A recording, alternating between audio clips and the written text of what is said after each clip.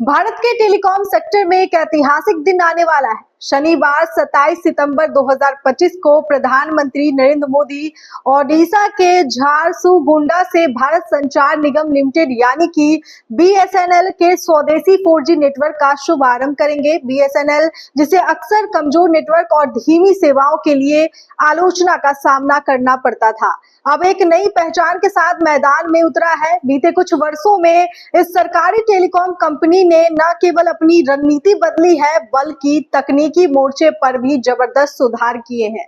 इस नए 4G network की सबसे बड़ी खासियत है इसका पूरी तरह स्वदेशी होना। यह network Tata consultancy services, centre for development of telematics और तेजस नेटवर्क के सहयोग से विकसित किया गया है।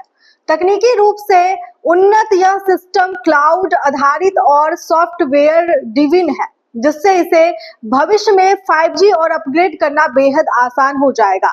उद्घाटन के साथ ही देश भर में एक साथ लगभग 98,000 लोकेशंस पर 4G स्टैक एविक्टेड किया जाएगा, यानी कश्मीर से कन्याकुमारी तक हर कोना अब स्वदेशी नेटवर्क से जुड़ जाएगा।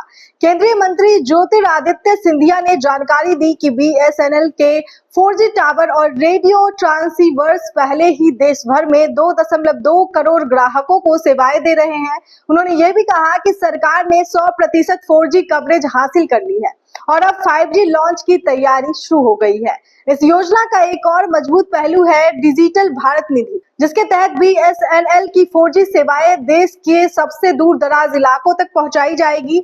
लगभग 29,000 से 30,000 गांवों को मिशन मोड में जोड़ने का लक्ष्य है। यह डिजिटल समावेश की दिशा में एक बड़ा कदम है, जिससे ग्रामीण भारत भी अब डिजिटल इंडिया का हिस्सा बन सकेगा।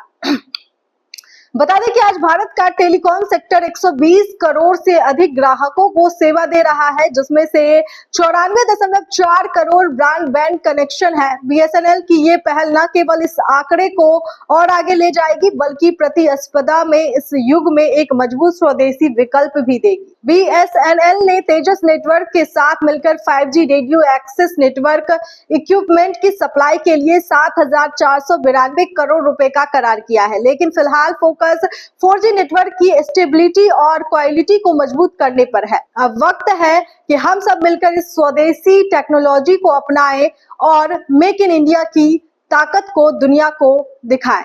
इस खबर में फिलहाल इतना ही। बाकी कमेंट्स करके हमें जरूर बताएं कैसी लगी आपको ये खबर।